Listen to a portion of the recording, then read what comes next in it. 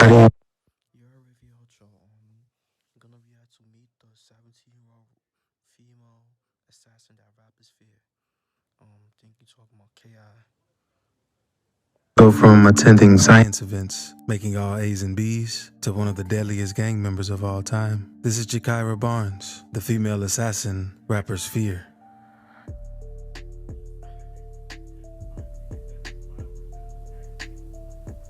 Jakira was the last person you'd expect to become an assassin, because growing up in the early 2000s, she was just your average girl who was funny, sweet, and loved. She don't seem like that type of person though, bro. Like just by looking at her pictures, she don't seem like that, bro.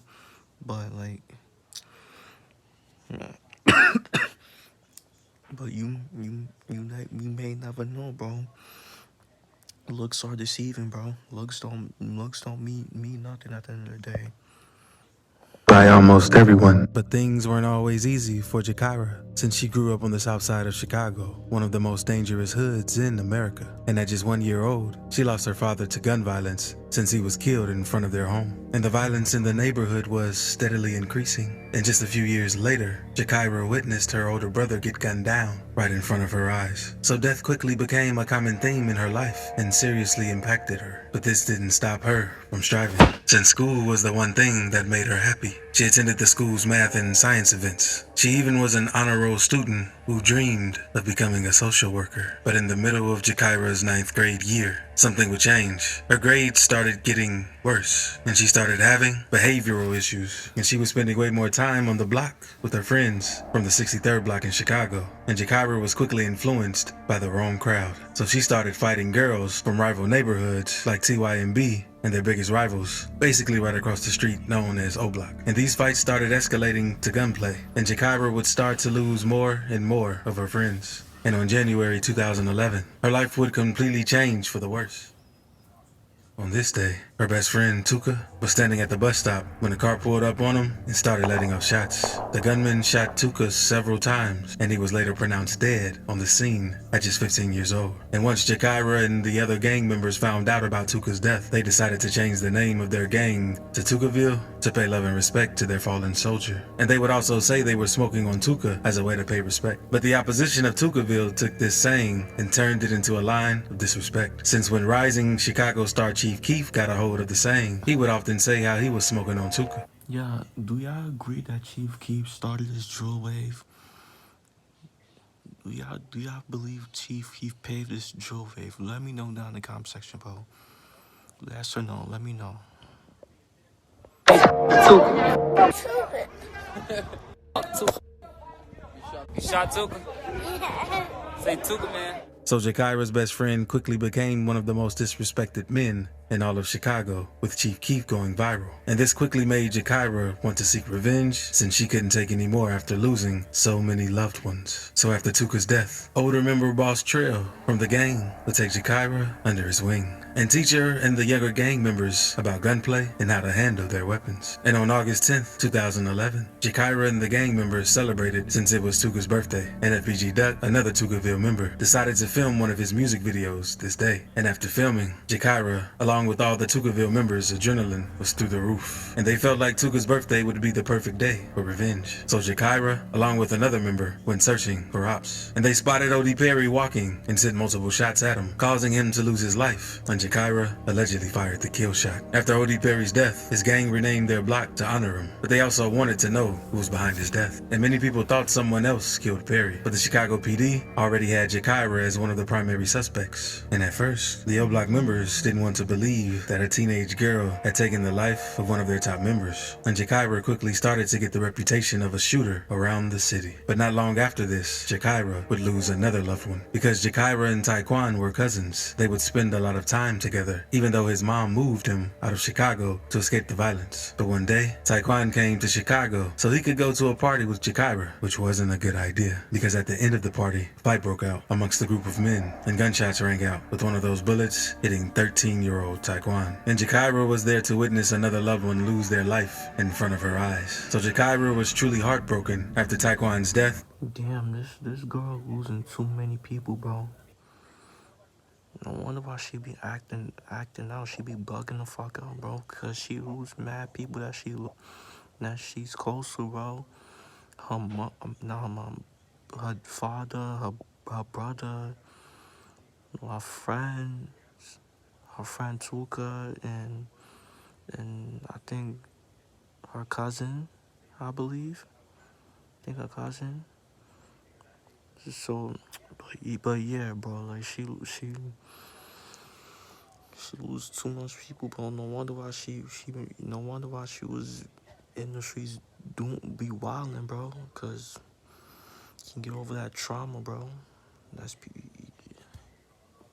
Seems like she had PTSD off that shit, bro. Word. And changed her social media to Taekwon Assassin. She even created a subset of Tukaville named Taekwon World, which featured the younger members of the gang. And it didn't take long for Taekwon World to gain a reputation for dropping bodies, since Jakira would instruct the youngins to slide on gangs they were beefing with, while she focused on the bigger targets. At this point, a real war was going on, and Jakira and the rival gangs continued dissing the dead members on social media, only making things worse. So on September 25th, 2012, Jakira got into a fight with the rival member, King Von. As soon as they saw each other on the train, King Von punched Jakira in the face multiple times, and once he got home, he went to Twitter to let everybody know what he did to her. And Jakira would acknowledge what happened, saying he only bruised her face, but it was all good since her 40 cal could leave a hole in King Von's face. And a few days later, Jakira would tweet at King Von to let him know she beat up an O-Block member on the train. And King Von would acknowledge these tweets, saying how Jakira isn't a lame, and he thinks he's in love with her. Von continued making tweets to Jakira. Man, this nigga King Von is a troll, bro. Before he even died, he been trolling, bro. Von been trolling since he even got, popular, bro. Gangsta. This nigga, yeah, he fake. He trolling before he even became popular. Telling her how much he liked her and wanted to date her. Von would also tell Jakira that after the gang wars are over, they could be together. And not too long after tweeting with him, she made a tweet dissing Odie Perry. And Jakira started back tweeting at Von, saying how O-Block wasn't dropping any bodies and her gang was putting in all the work. Which eventually got Von so agitated that he asked her if she wanted to have a shootout with him. And Jakira would respond by saying yeah, and telling him to bring his friend T-Roy, another O-Block member. And later, on October 9th, 2012, King Von and T-Roy were spotted outside O-Block. It's said that Jakira and another gang member ran down on Von and T-Roy and sprayed up the block, hitting King Von in the leg. And Von would make light of being shot in the leg since it didn't do much to him, but T-Roy was serious about the— Damn, King Von did not care, bro. He didn't care. He even got shot in the leg, bro. He didn't care. Like, this nigga had to give no fucks in the world, bro. Damn. situation and tweeted, "I'm going to kill this." But Jakira wasn't done, since not long after this, she shot the female cousin of T-Roy, and she was later arrested and questioned about the incident. Even though T-Roy's cousin survived the attack and named Jakira as the shooter, no charges were ever brought against her. And not long after this, she tried murdering her ex-boyfriend, Kato 600, since he was cool with O-Block, because one day, she saw him by O-Block and tried running down on him, but he ended up escaping. But not long after this, Tukaville would lose many more members, including Boss Trail, one of the most important members. This hit them hard, and they swore to get revenge for Trail's death. But despite the bloodshed between O-Block and Tukaville, King Von and Jakira stayed in contact, since he would tweet how they talked on the phone and how she sounded pretty. But Jakira believed she wasn't pretty enough for Von to want, since she felt he was doing that to set her up. But Jakira and Von's deadly love/hate relationship would be put on hold when Von was arrested for unlawful use of a weapon. And while Von was locked up, he had his sister tweet at Jakira, since he said he missed her. But she would just laugh it off, since she was too busy becoming one of the deadliest assassins in Chicago, since she started doing murder for hire. Because there was a message thread released from Jakira's DMs between her and an unknown man planning to take out a well-known Chicago rapper. Since Jakira replied, selling the man for $10,000, she would get rid of G Herbo. But she still wanted revenge for all of her friends that had recently fallen. So on September 2nd, 2013, that opportunity for revenge came, since a guy named J Money got set up while trying to meet a girl. And once J Money realized realized he was being set up, he tried to run, but was shot multiple times. And after this, Jakira immediately made tweets bragging about shooting people in the head. So Tuckerville celebrated the death of J Money. But months later, King Von was released from jail, and the first thing he did was tweet at Jakira, asking her if she misses him. Jakira would respond with gun emojis, and eventually asked Von how it feels to lose his homie while behind bars. And Von didn't respond to this comment. He instead made a tweet saying, R.I.P. J Money. But death would once again pay Jakira a visit, since she would lose Lil B. But it wasn't the ops who got to Lil B, it was the police. A massive police presence between Eberhart and Rhodes on 63rd.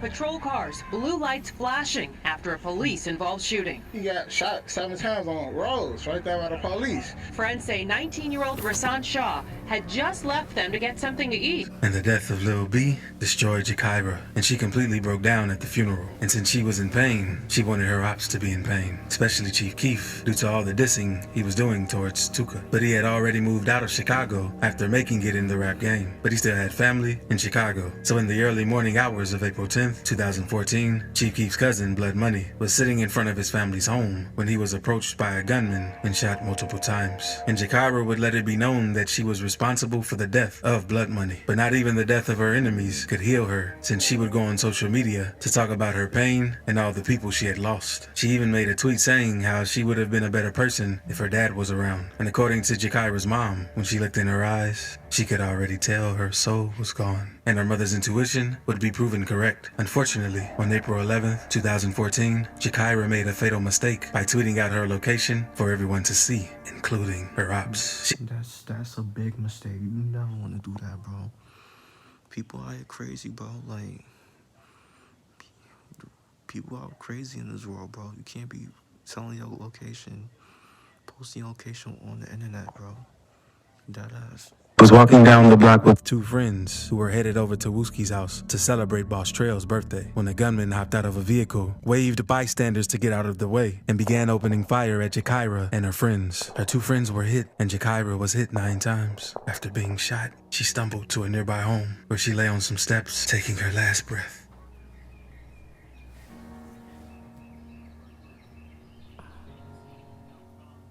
Okay, that's the vid. Let me know what y'all think about this situation involving K.I., King Von, and this situation, bro. Like, I ain't gonna lie, K.I., bro, like, she didn't have it easy, bro. Like, she losing all those people, like, losing her dad, her pops, her brother, her friend, her close friend, and other family members. You know, no wonder why she was fucked up in the head, bro. Like, cause she lost people that she loved and cared about, bro. But yeah, bro, let me know what y'all think about this situation involving her, bro. Make sure y'all like, comment, subscribe. Y'all know the vibes. WavyOcho, check out you are.